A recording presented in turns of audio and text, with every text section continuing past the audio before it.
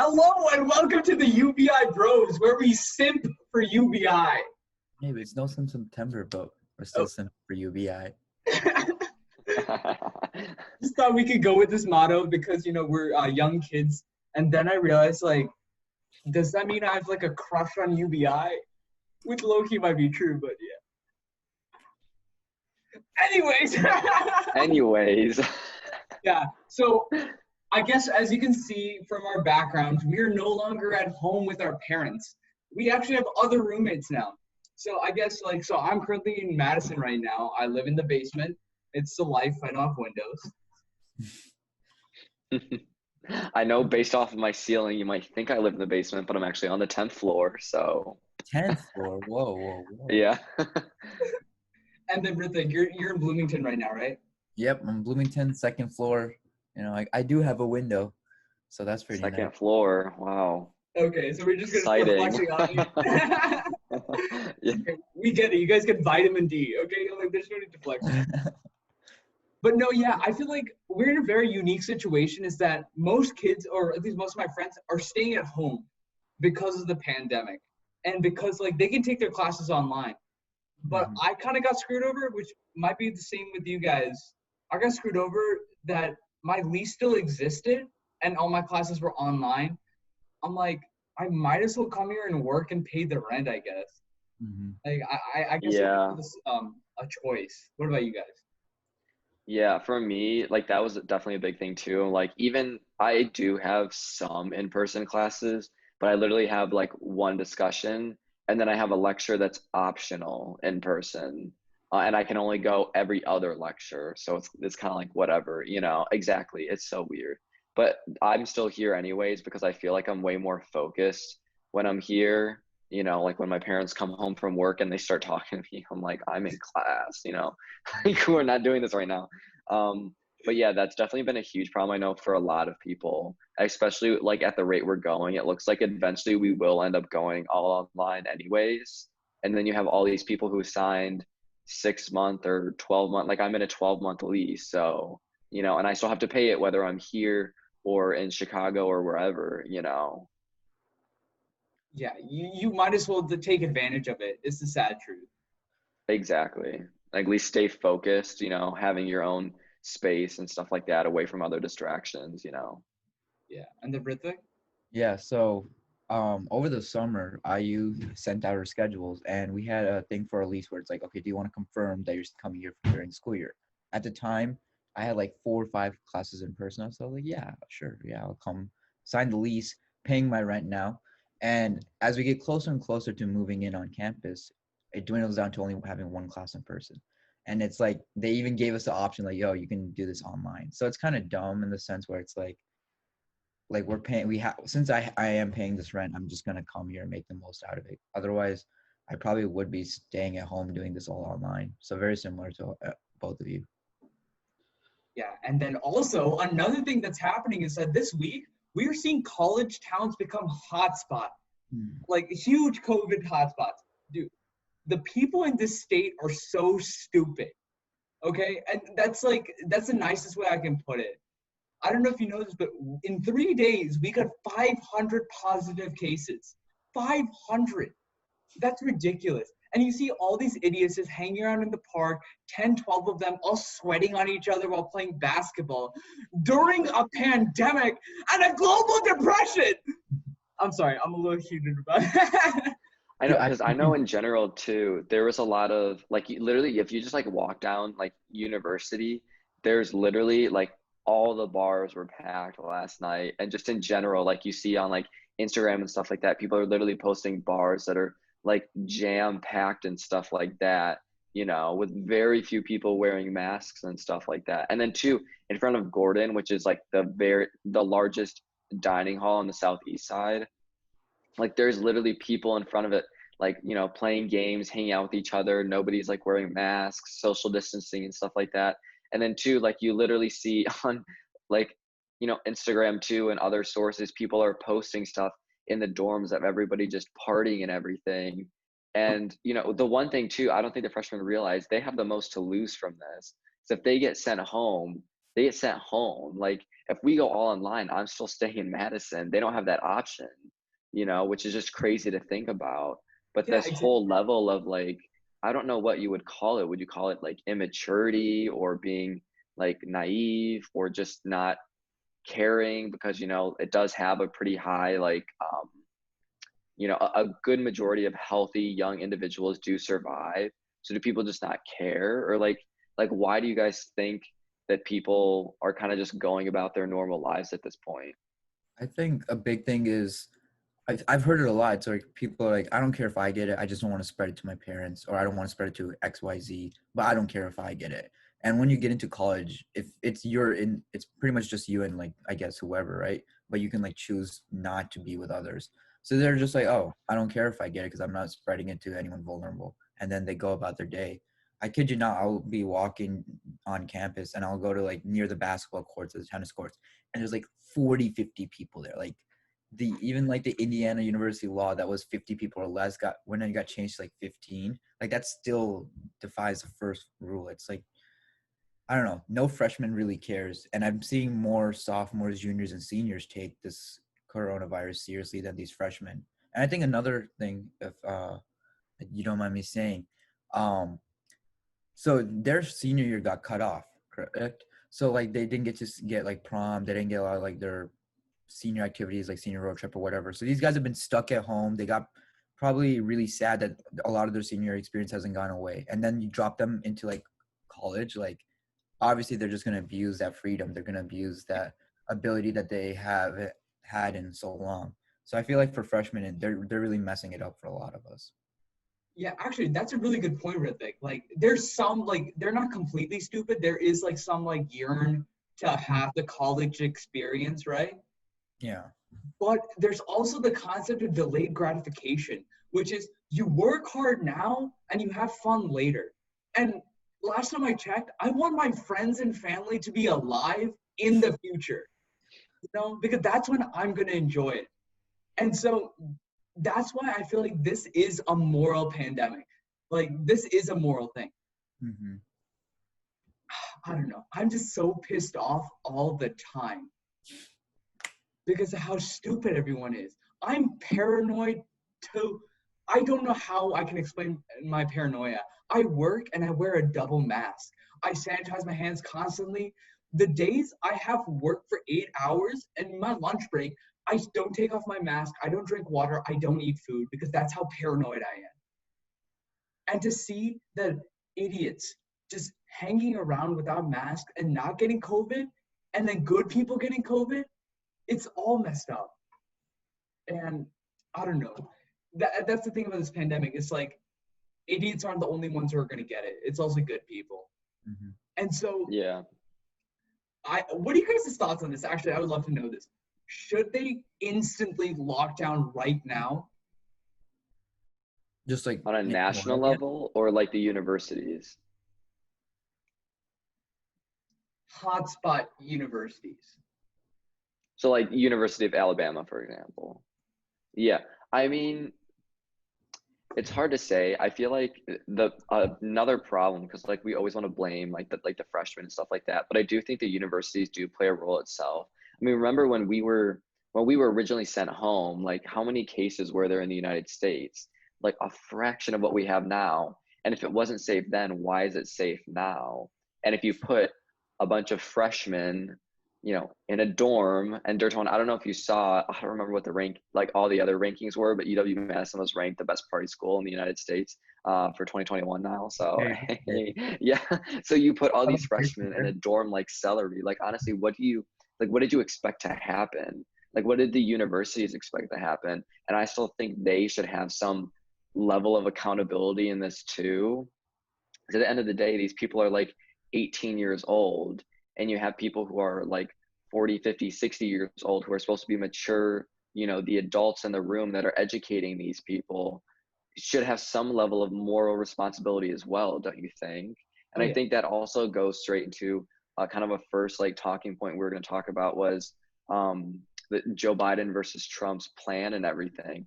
I know in an interview with David Muir, excuse me if I pronounced that wrong, but he had said that he will listen to the scientists and will develop a national plan based on that. And if that includes requiring a national mask mandate, meaning the entire United States is under one mandate, he said he will do that if that's what the experts say, which is definitely in contrast to the way Trump has kind of allowed states to do their own things based on what the governors and their legislators want to do.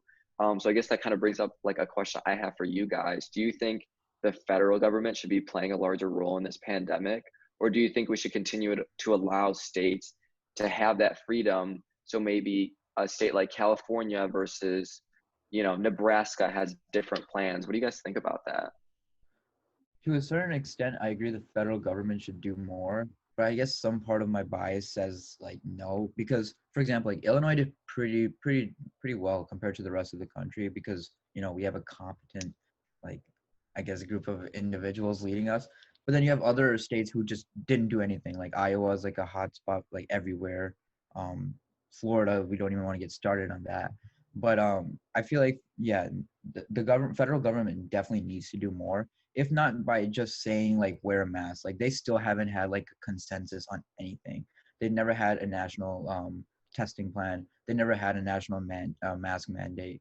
They haven't done anything that makes it like really preventing coronavirus, other than like maybe the lockdowns in the first couple of months. Like since then, what have they really done? And all those lockdowns too, just to note, were all done by state government. So like this, when the state of Illinois locked down, that was the state government who did that. So the federal government really played absolutely no role whatsoever, Oh yeah. And another thing is that like that in my personal opinion, I do believe that the federal government in this particular instance should supersede state governments because we need to unify with this. The whole idea of this pandemic is that you need to protect yourself from others, not protect others from sorry, that made no sense. When wearing a mask, it stops you from spreading it to others. It doesn't work the other way. That's why I think the federal government should help. But then again, with this administration, you had the federal government try to do something and then nothing happened.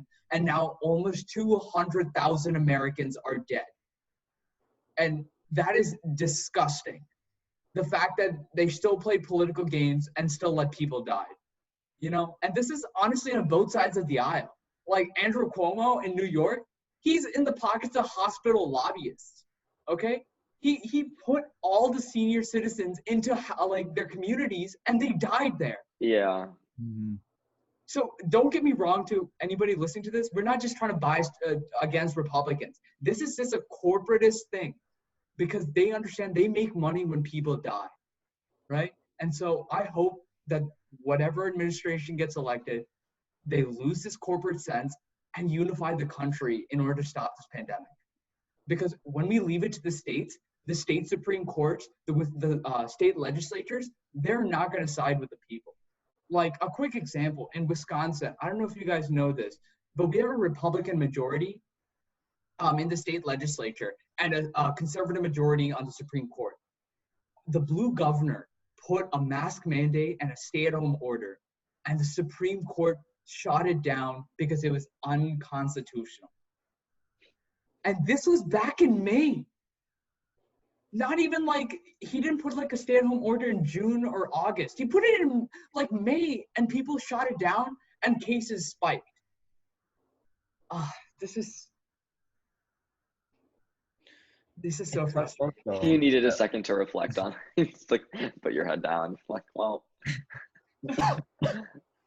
But it also sucks because people are like now there's some new CDC or something results that came out and they're like, oh, only 9,000 people died from COVID, not 200K. The rest are just from other symptoms or other diseases or something. It's like, okay, but COVID led that death to still happen. It happened, accelerated it. And I don't know. I feel like people try to undermine this virus way too much, and it happens way too easily because it just can.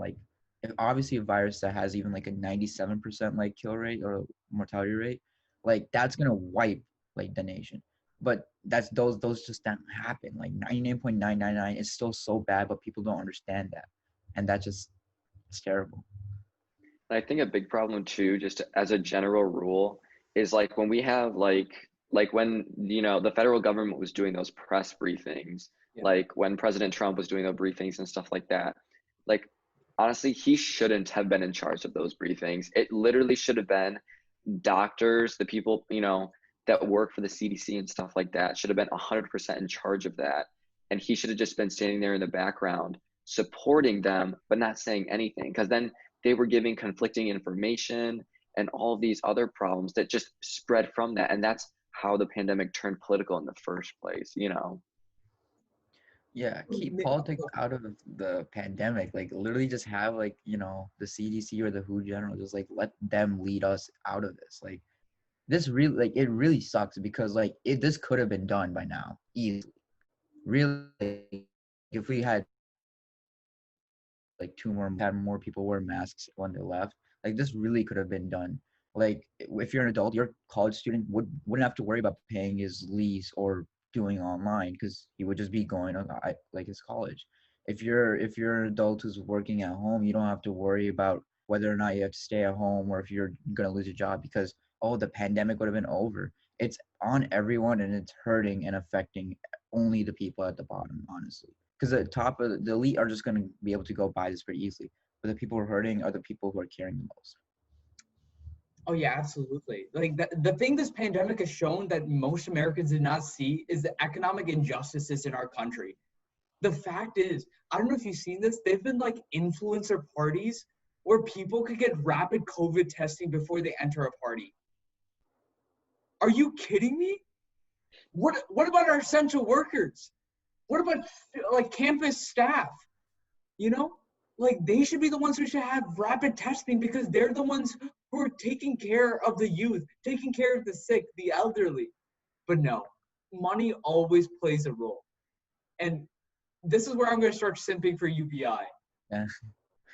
Even if you don't agree with a permanent UBI, I hope you guys can understand why we need a UBI at least during this pandemic. Because this pandemic is not only hurting us financially, it's hurting us mentally. Because I don't know, there's like a new CDC study that came out where 11% of US adults contemplated suicide over the pandemic lockdown. 11%. And in that percent, or in that like study, 50% of Black respondents contemplated suicide. 20% of Latinx respondents contemplated suicide. I believe Asian Americans was around 12%. And so it's like we need to understand that economic injustice is one thing and it's closely tied with racial injustice as well. And I think what's happening right now with the pandemic is that everyone's getting hit with everything. Like the government and the elites have been able to push away our problems for so long, but then this hit and the floodgates are just open. Yeah, and I think the next thing now, obviously we can't go back and undo everything that was done from, the state government's response to the federal government. But what I think going on back, to this, election, I think the biggest thing that people are going to be talking about now is, about a vaccine. Are we going to have a national plan for a vaccine? Is it going to be free of charge for everybody? Are you going to need insurance in order to get it? Like, how is that going to, play a role in, either stopping this pandemic in its tracks or making this go on for longer and longer because poor people can't get access to a $1 or $2 or $3 or $400 vaccine because that companies will have no problem charging people more for it if they don't have insurance. So now that's the next thing. Do we have a national plan for it? Will the next president, if it's either Trump gets reelected or if it's Joe Biden, will either of their teams create a plan to where as soon as we have a vaccine that we know works, can they get it to over 300 million people living in this country as soon as possible? And also, you can't just do that in one day. So how would you prioritize it? Or would you just leave it once again to state governments to come up with their own plans? So I think that's going to play a huge role in this next election on top of all the racial and economic injustices that you were just talking about, because the economy is still not doing good. Employers have halted all of their, hiring, campaigns and stuff like that. So now we kind of have to see what are they going to do, because if this keeps going longer and longer, you know, the class of 2021 is going to graduate, you know, and are they going to have jobs? Is the class of 2020, do they have jobs yet? You know, and that's going to play a huge role if now you have two entire generations or groups of people who are supposed to graduate can't find a job, and that's going to affect, you know, us when we try and graduate, because we're going to be competing with them who still don't have jobs. So, you know, what kind of national plan are we going to have for that? And I think that'll definitely play a huge role in this next election as well. I didn't even think about it like that when you said about like the Yeah. different class sizes. That's very interesting and very true. You know, another problem I see coming up, especially, is with the vaccine. So I'm not sure if you guys heard, but apparently like Russia has like a vaccine that's ready or something, right? And we all know, like, you know, our Trump imperium, they have something going on. Something going along there. Like, I think this is gonna, the news about this is gonna ramp up right before the debate, and the majority of the debate, like between Biden and Trump, if there is one, is gonna be over this Russian vaccine. And honestly, let's say whatever happens, let's say the vaccine's legit. Even if a vaccine comes from China or Russia, a majority of people who were anti-mask are still not gonna take this vaccine. They just won't, because they're more like, you know, I want it like either from America or like from a European country that I trust. They're not gonna get it. They're not gonna trust it if it's from China or from Russia, and it's just gonna dwindle down because there's anti-vaxxers, like anti-vaccine people. Like, they're not gonna take it too, and there's gonna be. I feel like this is just, we've gotten to a point of no return almost. It's kind of like we just gotta let it die out over time. But I believe the vaccine's gonna cause a lot of political debates. Don't even Yeah, get well, me this. started with the anti-vaxxers. Oh my So I God. literally was gonna say, I was Did like, you- that's just like making everything even more worse. That even once the like pandemic should be over, then you got to deal with this again. We're just like, Wait, have you guys seen Good Luck Charlie? Yeah. Yeah, did you see like Amy Duncan on Twitter? She's an anti-vaxxer. My mom, like, he's like, who is that again? And I show her a picture of like Amy Duncan, the actor, and she goes, of course she looks like an anti-vaxxer. And I just lost it. Because, that's another thing, like, we're joking about this, but we know for sure this is gonna happen. Some dumb doctor who doesn't have a license is gonna make up a study that says, oh, the COVID vaccine actually can kill you. Like, something like they put that. on a lab coat and go on TV. It's just game over from there. Our laughter is actually tears, guys. Don't be fooled. I know. Like us laughing the problems away. Oh my God. But no, I gotta say, Alex, the point you brought up, that's an amazing point. Like, I didn't even think about that. I wasn't even close to thinking about that. Like, that's what kind of happened with I guess the 2008 recession. Is like the college students who graduated then only got competitive jobs after the recession. And that's when I guess like the class of 2011, 2012 was graduating, right? That's when the market started like going back up. Yeah, damn, that's actually really nerve-wracking. I know. So like what we're saying is I'm going to graduate school to buy me more time. Oh yeah, exactly. Yeah. It's exactly true. But like that's just where I'm at this point. And I guess people have lost empathy for a lot of people. I go to work where I work in a museum, and they had to cut our hours because of the pandemic, even though our donors are rich. Anyways, they cut our hours, and my coworkers work 3 different jobs to pay their rent. And some of them are food insecure.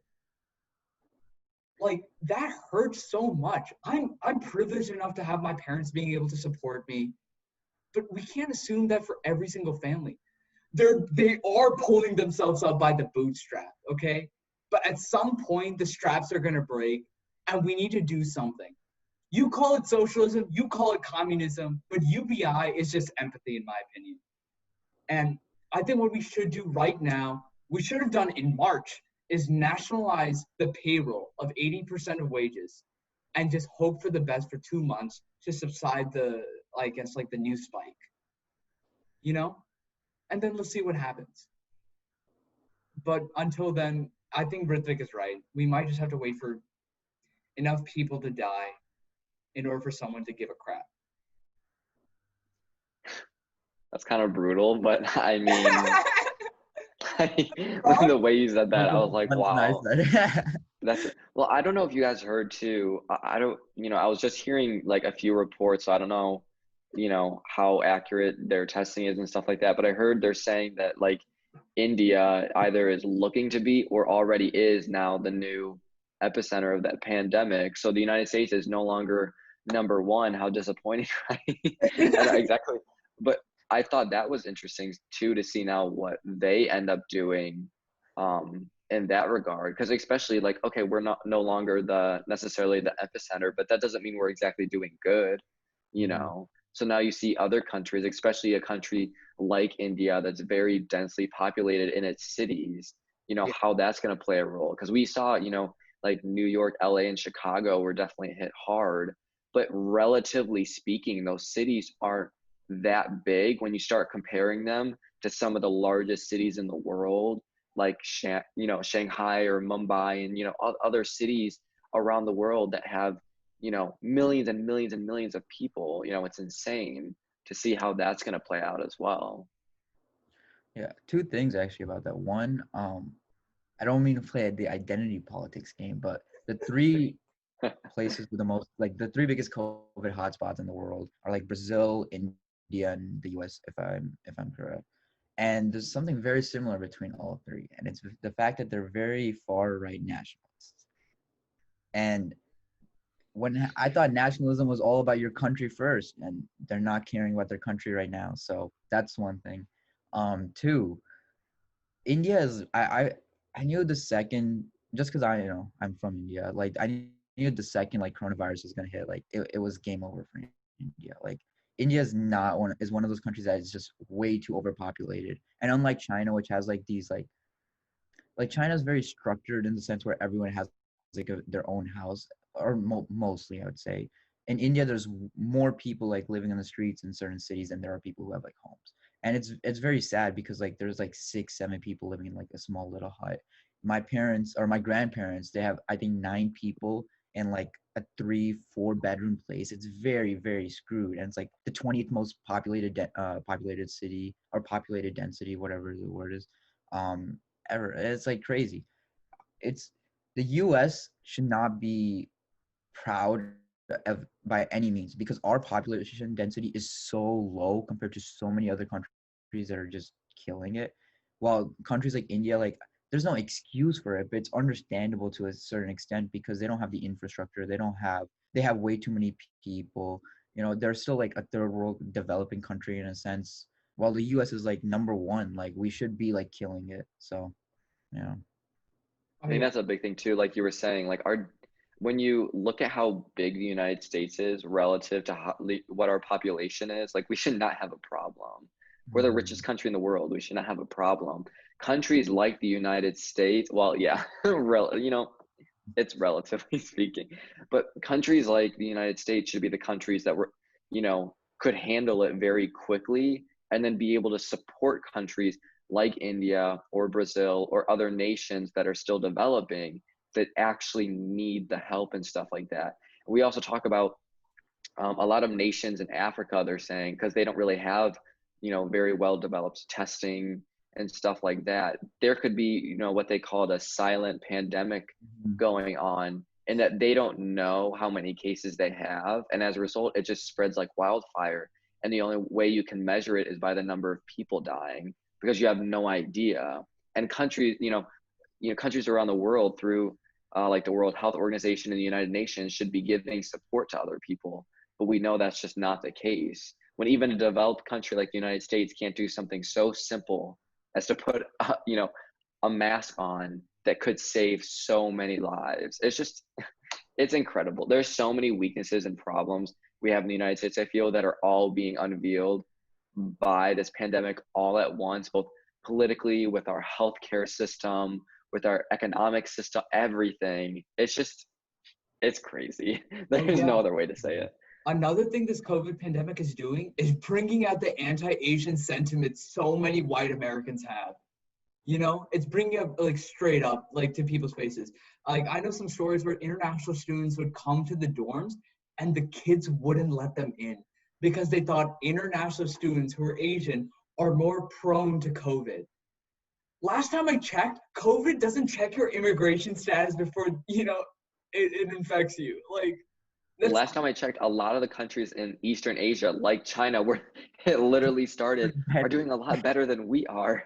So if anything, you're most likely, who do you think is more at risk? Someone who just came here from, a city in China, or someone living on a college campus in the United States? Like I don't know what they're judging it on, but that's exactly what you said. I mean, it's just racism. It's really that simple, because it's completely unjustified. Yeah, and that's like what hurts to see is like I've been meeting with a lot of like the older AAPI community in Wisconsin, and you can see the fear in their eyes whenever they hear Donald Trump say something racist such as Kung flu or China virus or Wuhan virus, right? Because we know exactly what they mean. Like it's the same thing with like, Well, oh, what do you don't think they worry. means when you say Kung flu? Oh yeah, we Like know exactly what you Joe can't you Biden. can't say, Kung flu and then say that you're not racist. Like Yeah, I mean, yeah. Not and to that's interrupt you, but like no. that when he started saying that, like, people were trying to justify him saying the China virus, and they cited like the Spanish flu, like, oh, you call it the Spanish flu. Well, like you cannot possibly tell me you can justify saying the Kung flu. Like, come on. Like that's just ridiculous. Oh yeah, it's absolutely ridiculous. It's completely racist. And you know what it is? It's the same tactic where how there's some tweets where it's like, oh, don't worry, your suburban lifestyles will not be ruined by the icky, dirty, low-income housing. And we know exactly what he means. He's like, don't worry, the people of color aren't gonna ruin your white paradise. I mean, Am I right or wrong? Like, let's be fully honest. yeah. And so I think what like the advice for everyone should be is that everything in this pandemic is interconnected. Don't ever mistake something for being like an external factor or like extraneous variable. Every single thing is connected in our like country right now. Oh wow, I'm so depressing. But no. I guess that's like my final thoughts on it. What about you guys? Like concluding thoughts? I would say UBI, Medicare for all. That's my conclusion. I'm kidding. Problem solved. Coronavirus rates down to 0. Yeah, it's like the meme where like Joe Biden like tweets enough, and it's like a grind racism at 0%. Oh. Well, thank you guys for joining U.B.I. Bros. Check us out on our YouTube channel. Please do subscribe because we're full-blown YouTubers. and check out Power of the People on Instagram, Twitter, and LinkedIn. Across all 3 platforms, we post different content, so nothing is really repeating. Again, thank you so much for joining us. Have a good day.